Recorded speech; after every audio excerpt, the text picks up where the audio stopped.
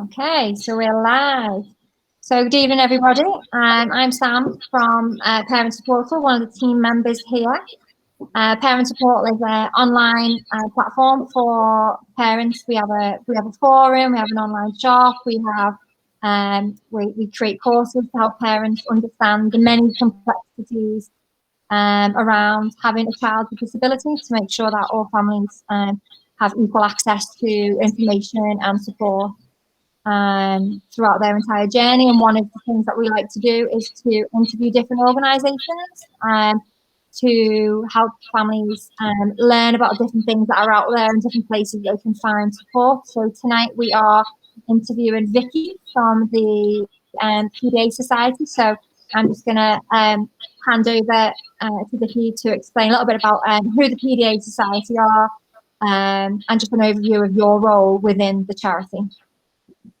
Okay, well, thank you very much for having us this evening.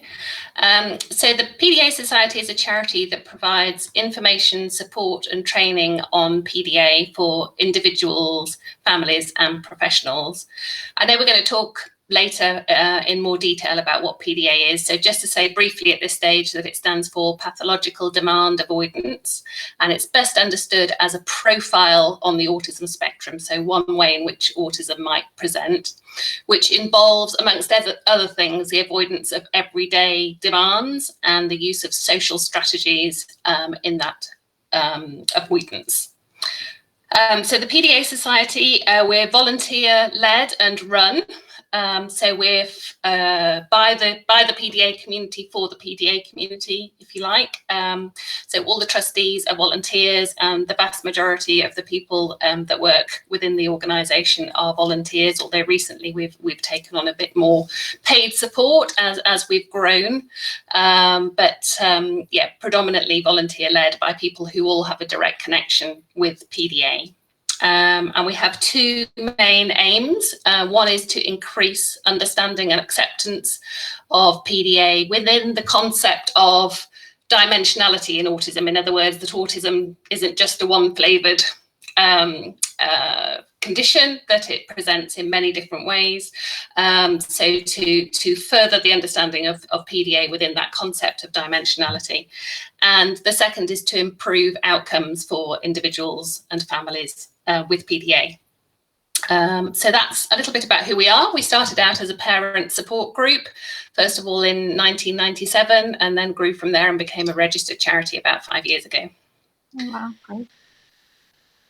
So in terms of me and who I am, so as I said, we're a small charity. All the trustees are very, very involved in the delivery, as well as overseeing the organisation from a governance point of view. So we all wear lots and lots of hats, like people do in small organisations, and turn our hands to lots of different things. But my main role is comms, communications. So that covers a whole multitude of sins, but predominantly creating resources and building engagement with all the different stakeholders that we're involved with. Oh, fabulous. So you talked briefly about it being a profile part of the autism spectrum condition. So like I said, it's not just one flavour.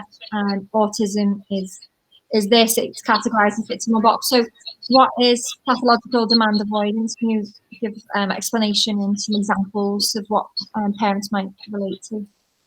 Okay, so as I said, PDA stands for pathological demand avoidance. So if we take those three words separately to try and look at what that might mean. So pathological, this is the part of PDA that people either love or hate in terms of the use of that word pathological. Some people find it really offensive. Some people find it really important to show that it's actually really very significant. Mm-hmm. But what that really means is that the demand avoidance is innate.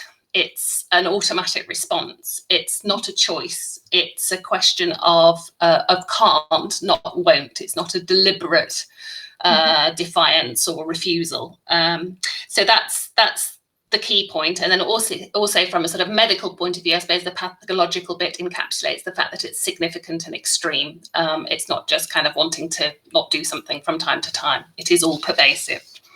So that's the pathological, the P part. Well, again, it's helpful to think about what that really means, because we tend to think of a demand as being direct demands that are imposed by other people.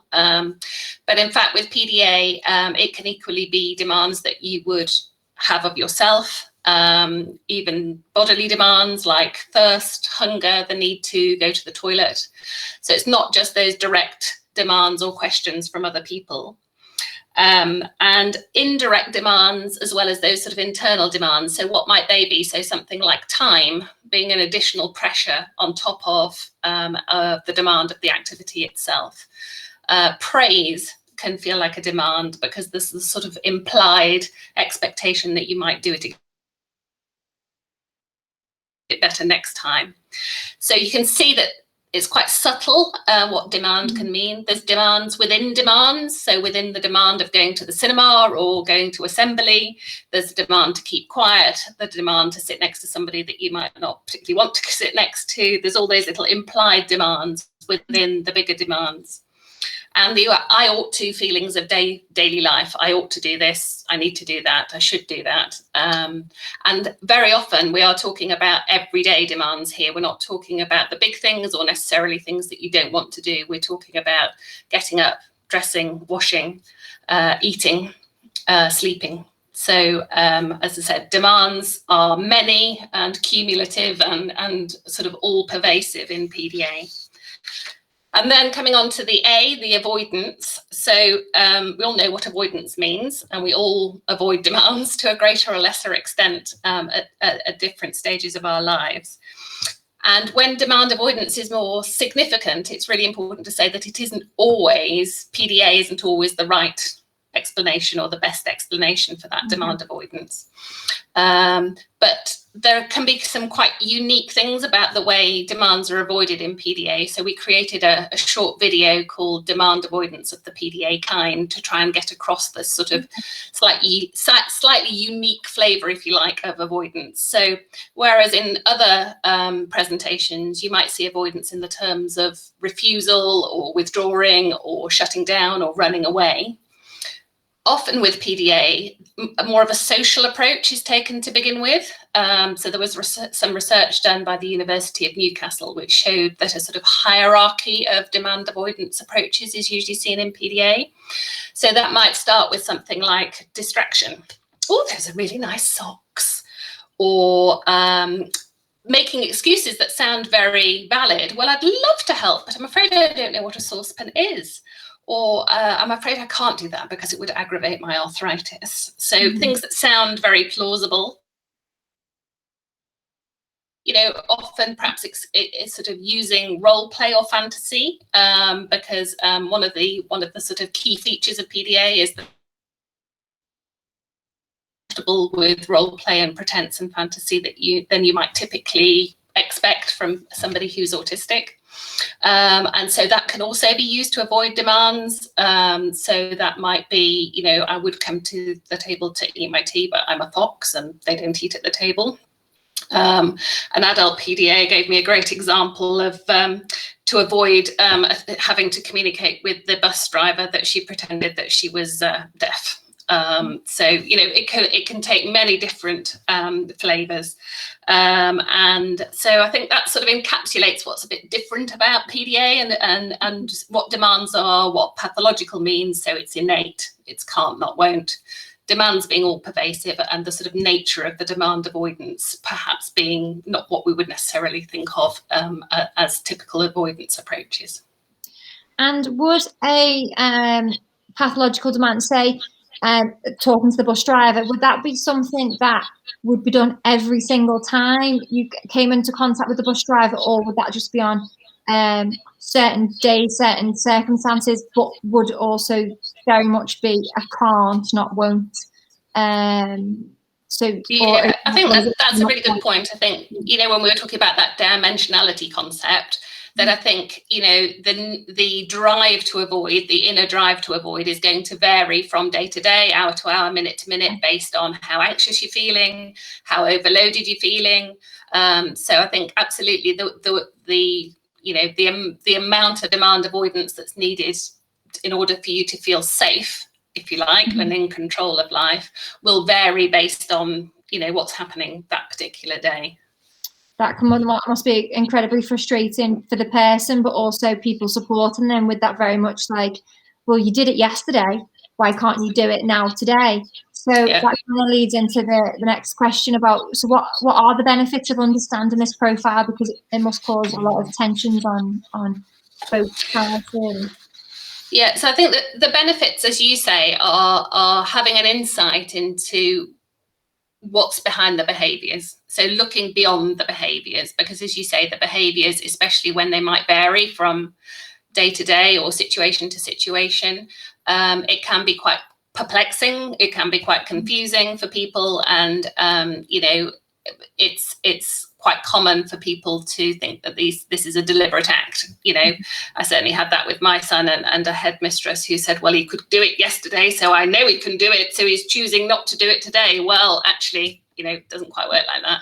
Mm-hmm. So first of all, it's understanding, and obviously for an individual or for an older child or an adult, it's self-understanding, self-awareness as to why, you know, they might act sometimes the way they act. We have lots of adult PDAs who say they found, you know, once they found PDA as an explanation for some of their challenges, also some of their strengths, but some of their challenges, then it's a real light bulb moment, which can be, you know, a real turnaround in terms of self-awareness and self-acceptance, self-forgiveness, and also as a springboard to learning some coping strategies to manage life more comfortably. Mm-hmm. So first of all, I think it's really important about understanding. And the second really key thing is that what helps with PDA is quite different to what might help for other presentations of autism, or certainly very different to what might help for more of a behavioural difficulty. So I think those are the two things really, understanding and leading to a proper understanding of what helps. Okay, that's good. So how is PDA recognised? How is it diagnosed? If it can look like other behavioural challenges, or it can look like, as the headmistress with your son, that, you know, the child choosing not to, you know, we've got an undisciplined, you know, I've worked with children myself with PDA, and, you know, we hear a lot of the same frustrations, and also not just from professionals, but, you know, within parents as well. You know, in my experience, mum has been often more understanding of these demand avoidances, and understands that there's a fluctuation in stress levels. So yes, they could do it yesterday, whereas dad sometimes doesn't have that same capacity for patience and understanding.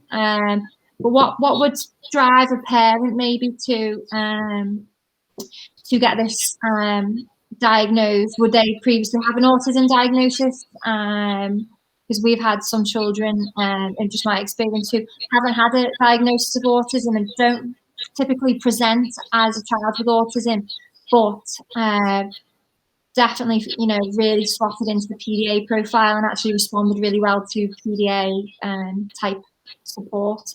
Kind of how would you go about that? So. Yeah, well, I think you've covered a lot there. So our current understanding, there simply hasn't been enough research done to say absolutely 100%, you know, that PDA is a profile of autism, but that's certainly, you know, our understanding as we sit here today.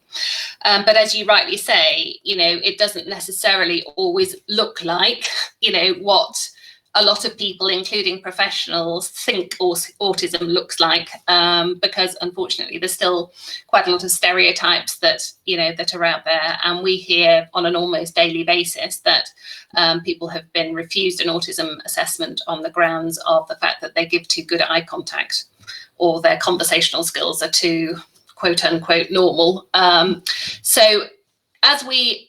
But the autism traits are often there, but they might be more subtle. I'm just checking whether I've frozen, because you've frozen at my end. No, okay, we're back. So yeah, those autism traits are there, but they may be more subtle. They may not present in quite such an obvious way as some autistic people may present. And then, you know, it's about thinking about things like whether this demand avoidance has always been there. So as more research is done, more will be teased out. But the latest research that was done has pulled out themes in developmental histories that sort of seem to begin to unpick some of the differences between a PDA profile and some of the things that PDA can be misdiagnosed as, because there's so many overlapping presentations and traits, for instance.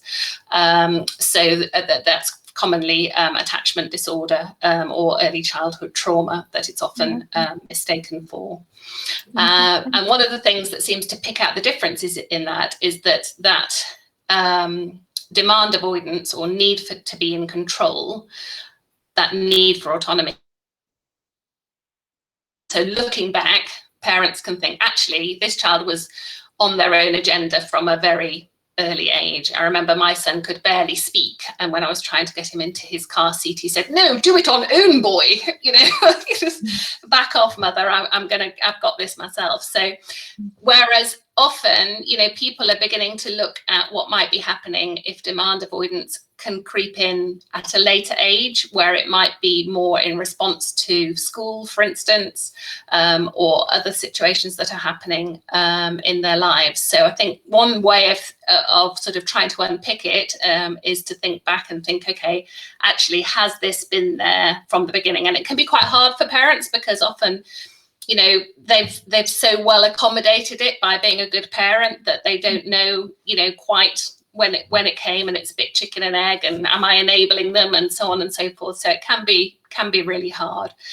But I think it's also about thinking about the nature of the demand avoidance. Do they do those sort of social type approaches like we mentioned earlier, the distraction, the role play, and some of those other approaches, or is it refusing, shutting down, running away, just saying no? And so there's a list of sort of key features of PDA on our website. So I'd really recommend that parents go through that really quite carefully to think, okay, was it always there? Do they do these types of things? Are we talking about everyday things, or are we talking about things that we don't want to do? Because it's not necessarily about that. Is it all pervasive? And I think the strategies that are recommended for PDA can be really helpful, sort of in a way, regardless of the underlying cause. So I think if the strategies work, then then that's a really good approach. Okay, good. We've had one question from Olivia. We might have slightly answered it. What would you say is one of the main misconceptions people have about PDA? Well, I think one of the main misconceptions is what you outlined at the beginning, that it's naughtiness, that it's belligerence, that it's a choice, and not seeing the anxiety that underlies that. So I think it would be that. So one of the first books written about PDA was called My Daughter's Not Naughty. And I think that sort of summarizes really that main misconception about PDA. Also, I think that, there's a perception that PDA is an out of control, male, maybe. And I think, like we were saying about dimensionality, within PDA, there's also dimensionality. So you can get a more overt, extrovert sort of form of demand avoidance, or you can also get a much more subtle sort of introvert demand avoidance approach, where demands are avoided more quietly, if you like, where difficulties are much more masked. So I think those two things combined. And you obviously briefly mentioned anxiety. Is anxiety ever part of the diagnosis, or would that be a way for people to maybe more easily understand than with autism? Because people have their somebody with autism presents as X, but obviously people have a bit more of their understanding, I think, of anxiety. So would has kind of, with the research that's been done around PDA, has it been also part of an anxiety disorder, or similar mechanisms within, I don't know, the brain or behavior that actually, because it's pathological, because it can't be helped, obviously there is something neurobiological happening, they can't do that. Does anxiety come as like a comorbidity, as a co-diagnosis, or? I think it hasn't been fully unpicked And I think there's a school of thought, I don't know if you've heard of polyvagal theory. So this is to do with neuroception and our perception of safety and danger, and that it may be possible that demands are somehow coded as a threat for people with a PDA profile, and that's why we talk about that sort of autonomic response, if you like, almost to a demand. And sometimes demands are avoided because they're a demand, because they do trigger that response. And certainly a lot of adult PDAs are suggesting that actually it's that threat to their autonomy, that sense of safety, that actually triggers it, and then anxiety increases if they aren't able to avoid the demand. So if somebody's putting more pressure on, or the situation is putting more pressure on, then that's then what causes increased anxiety. So it's sort of one of those chicken and egg things a little bit, I think. But I think it's a helpful way to understand it. Although, as we know, anxiety doesn't always present as the way we think anxiety might present either. So it can be a bit complicated. Yeah, sounds good. Sarah has asked the question: what are, in your experience, the most helpful strategies or therapies for PDA? And where would you kind of start a parent off? Sorry, you've frozen again. I don't know if I've frozen. So what are your what have you found in your experience the most helpful strategies or therapies for PDA? Where would you signpost, a parent to first? What, if you could give like 2 or 3 top tips. You're on the bus with someone, you're having a 5-minute chat. What would you kind of pass over? Okay. Well, I think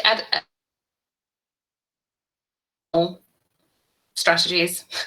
Let go of conventional parenting, conventional teaching, conventional therapy, and rethink things, because those conventional approaches, based on boundaries and praise and rewards and consequences, not only don't work with PDA, but can actually make things worse. So we're looking at a low arousal approach that's going to keep anxiety to a minimum, a partnership, so that it feels like you're doing things together, because that way it's less likely to trigger those automatic responses to demands.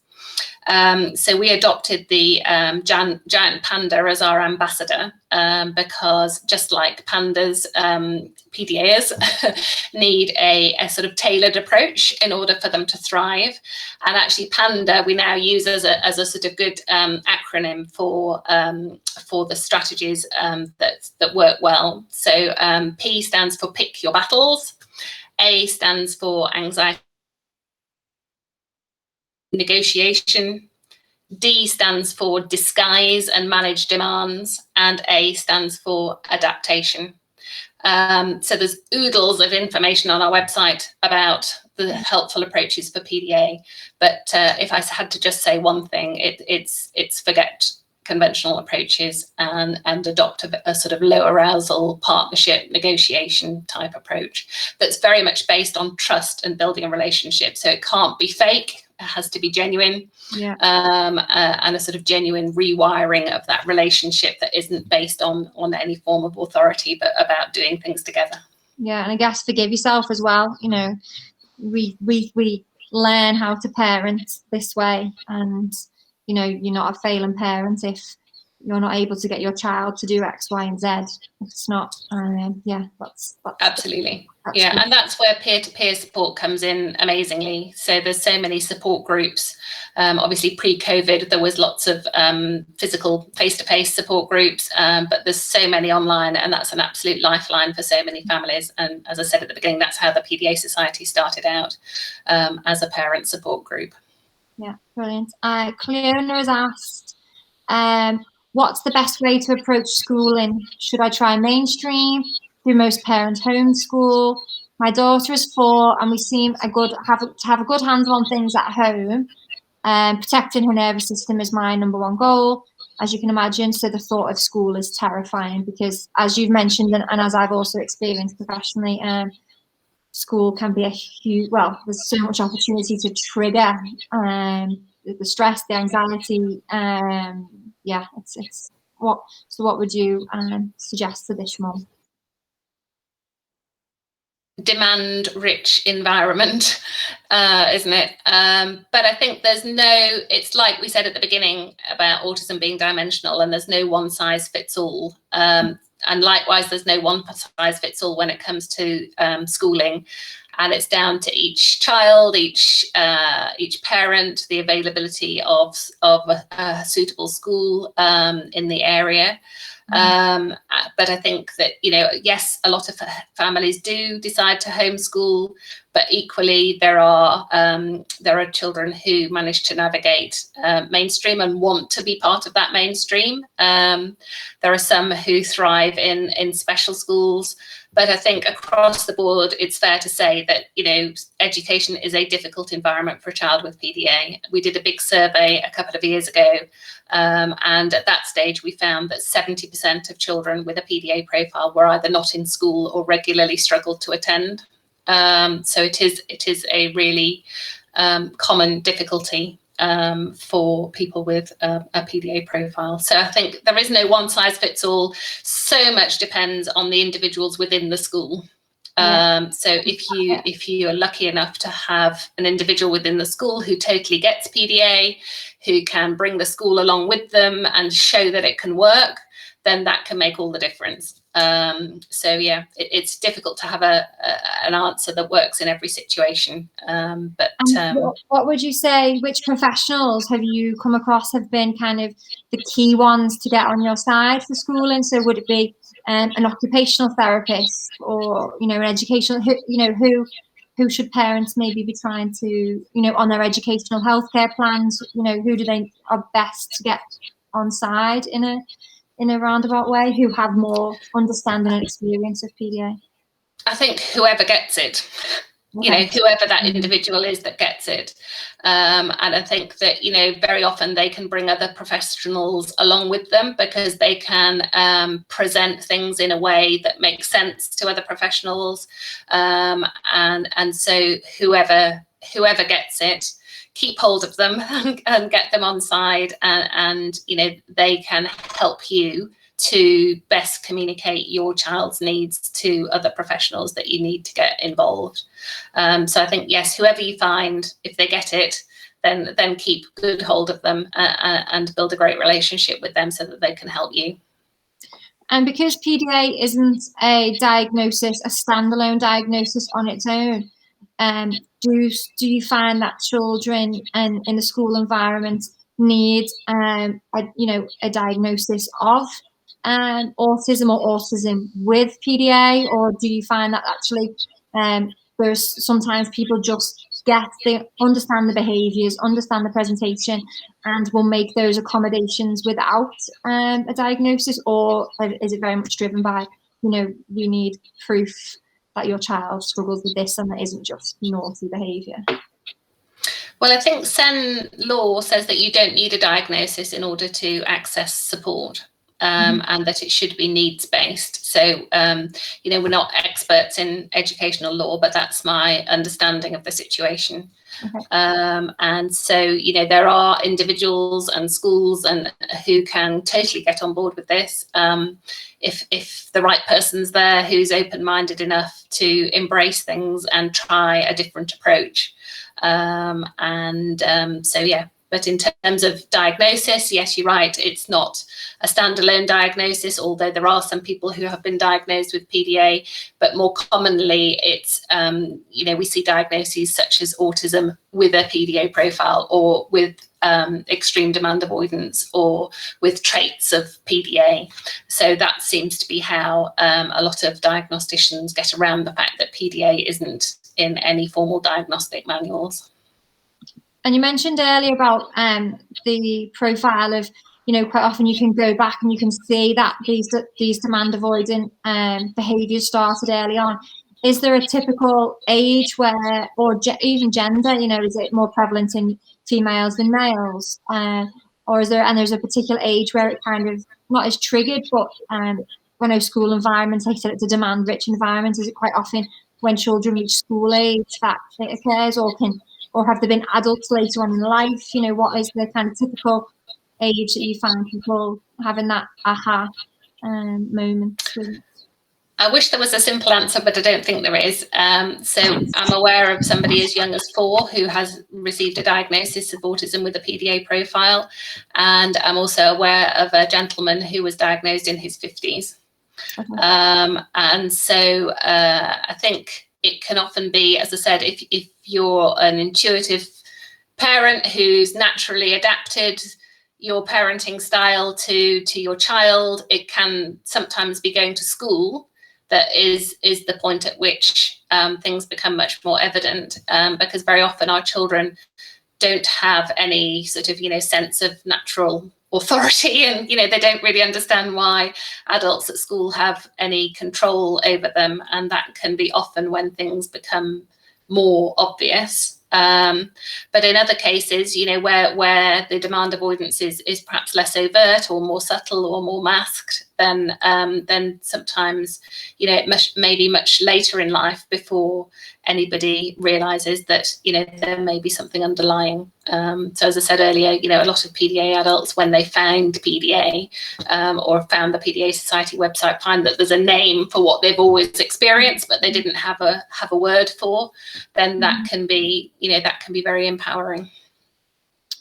And when a child does avoid demands, whatever, or whatever that might look like, and then their demand keeps getting pushed and pushed and pushed, do they like we talked a little bit about trauma attachment, do these children lash out physically potentially? Do they run away? Do they shut down? What is there a typical, or can it be any of those options? I think it can be any of those as a response. So our response to anxiety is fight, flight, freeze, or fawn, which is a new one that sort of has come to light more recently, which is basically where you seem to be completely compliant on the surface, but it's actually a coping mechanism. Fight, flight, or freeze we're more aware of. And like I was saying earlier, there's like this sort of hierarchy of responses to demand. The escalation up that hierarchy can be very rapid, especially if somebody is pushed. And then once they get to the stage of panic, and I think meltdowns are best understood in relation to PDA as panic attacks. The opportunities for somebody to have intervened or stopped or distracted or used all the techniques that we talked about earlier have gone. We're now too late, we're in the red zone. That's when you may see more overt expressions that we would expect to see as part of a meltdown. Yeah. Okay. Interesting. So another question here, ask Catherine. Sleep is the most troublesome issue for our PDA child. Obviously affected everything from learning to eating to social interaction. This is pretty common. What advice do you have for preparing the PDA to wake and prepare for the day independently without the friction that comes with working around timings? Really, really hard. I think they've got to want to. So it's about finding anything that they might want to do, finding ways for them to be as in control as possible. So them setting their own alarm on their phone, if we're talking about a teenager, or having their own system, allowing flexibility for things that might seem a bit crazy. So my son, used to set his alarm ages before he needed to be up because he wanted to game before he had to think about complying with anybody else's demands. And so, allowing them some flexibility, talking to them about what will work for them. Again, my son found that going to bed later, all the conventional wisdom of, you need to be in bed earlier so you get a good night's sleep, that didn't work for him. He just lay there awake, getting very frustrated. Whereas, when we agreed that actually he could go to bed later, he found that, he went to bed and went to sleep. So whether it was that it was later, whether it was that he felt in control of the process, therefore it was less stressful. But yeah, sleep is a really common difficulty. But I think across the board with teenagers, those sleep cycles naturally go back anyway. And I think with autistic teens, it goes back even further. So it might be worth also looking at something like delayed sleep phase syndrome, try saying that again, delayed sleep phase syndrome, where basically our circadian clock is sort of out of sync with with our normal daylight patterns. So that may well be something to look at as well. And do you find that when you have found strategies or things that work, and your child is in control, etc., that these demand avoiding episodes or actually reduce, and then eventually sleep doesn't become a challenge? Or is this something you always have to manage, essentially? Is there, that's my kind of question. I think from what we've learned from PDA adults, as they, naturally, as you get older, you have more control over your life. And you can find ways to manage your life because you're not at somebody else's beck and call in quite the same way. So I think that's one factor. But I think also we often say in our training courses that it's really important to have a sort of range of approaches that you have available, because what works today might not work tomorrow or might not work next week, but it's worth tucking it away because it might work again in the future. So I think it's about having a range of different, not just plan A and B, but C, D and E as well, available to you. And I think sleep is a really problematic area. Again, we're not experts in sleep, but I think it's a problematic area for a lot of youngsters. So sleep may naturally sort itself out when when they have more control over their lives, when there's maybe something that they really, really want to get up for, or they've got a routine that they want to be part of. But for some people, it stays part of their life throughout their life, and they just have to find a way to work around it. Maybe working shifts or other things that enable them to accommodate their delayed sleep syndrome. So do people with PDA not typically have learning disabilities, would you say? So that they, when they are older, they then can navigate things themselves? Or are there some children or adults who actually do have significant learning difficulties as well, so actually will almost always be that's need somebody to help them manage their day? I think that learning difficulties can crop up. There's lots of co-occurring conditions across the board with autism. I think anecdotally, I would say it's possibly slightly less with a PDA profile, but that's not scientifically based or based on any research, but just anecdotally. I think some adults find a way to accommodate their PDA and work around it. Some find that working for themselves works better. Often accompanying PDA is a whole raft of very positive qualities, and inevitably when we tend to talk about these things, we focus a bit on the deficits, but there's huge amounts of positive qualities: strong sense of justice, creativity, drive, determination, passion. And when people get older, then they can often find that is a route into a working life that works for them. Some need support throughout their life as adults, be it from their families, be it from a partner, be it from the system, the healthcare and social care system. So one adult PDA who's very prominent advocate, Julia Daunt, she has a wonderfully supportive partner, Paul, and she is very open about how much she relies on him to do all sorts of things. And Paul has a wonderful expression that a demand shared is a demand halved, and he supports Julia wonderfully. He also says that Julia is great for him because she puts a rocket up his behind, and that works very well for them. So I think they both gain from the relationship, and obviously they love each other to bits. But Julia also uses the words, I'm both too disabled and not disabled enough. So because I can explain my difficulties, because I can fill in a form, because, then people think I should be able to do all these things. It's a bit back to what we were saying earlier about the headmistress. Well, he could do it yesterday, so I think he's just pretending today. And so that also presents all sorts of difficulties.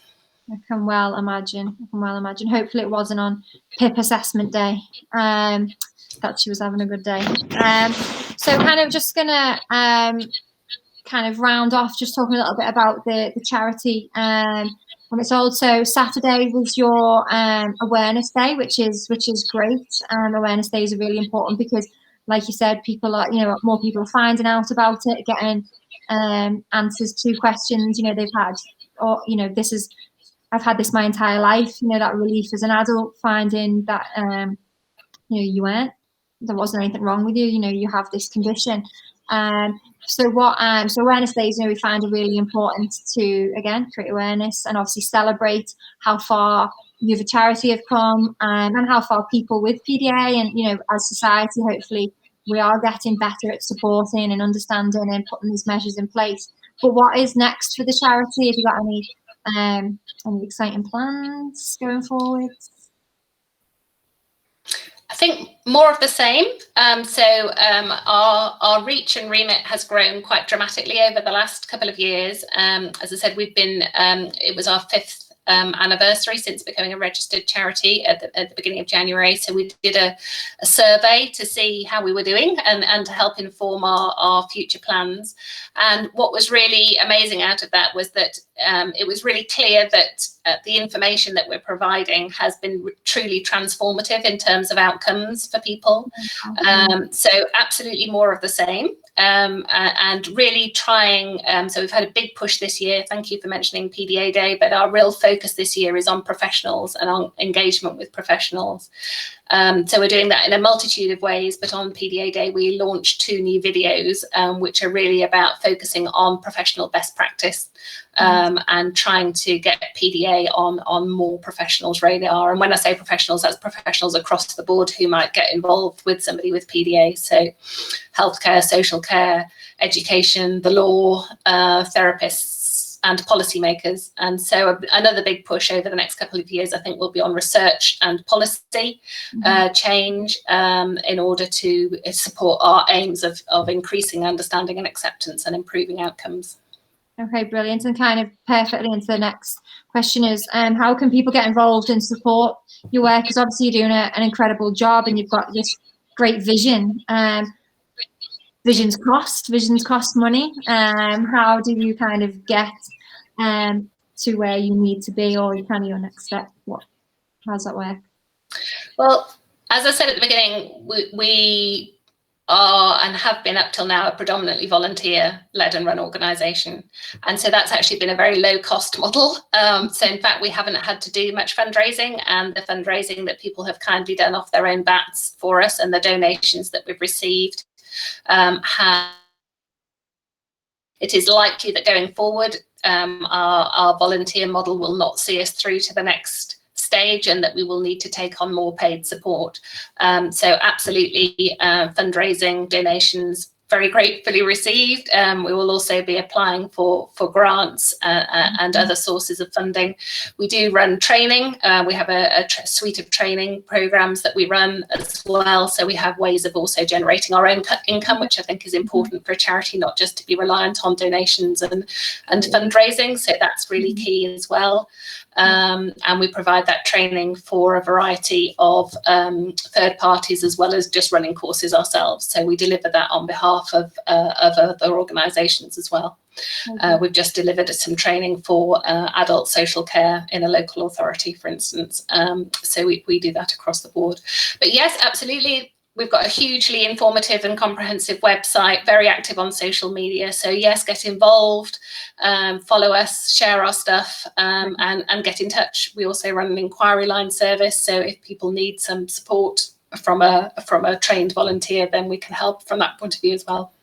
Oh, brilliant. And can you then, if a parent wants to meet up with or communicate and connect with like-minded parents, etc., is that something you would just go on your website can facilitate those introductions, or Yep, so there's lots and lots of groups listed on our website. As I said, pre-COVID there were I've lost track, 20-25 groups around the country who met up face to face, but there's many hundreds of Facebook groups for different areas geographically, both sort of locally within the UK, but also internationally, and Facebook groups that focus on particular aspects. So a homeschooling PDA Facebook group, and lots of groups for adults as well.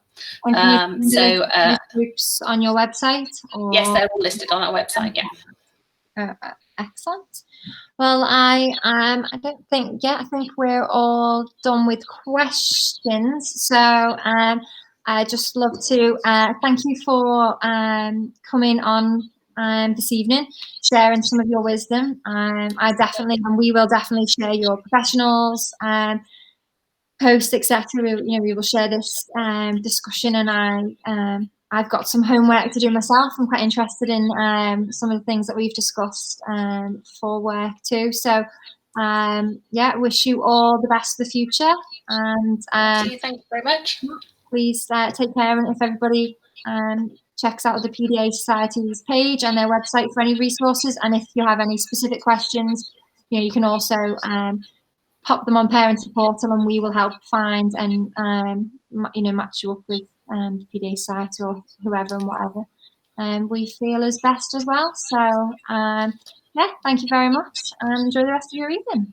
Yeah, thank you very much for having me. Welcome.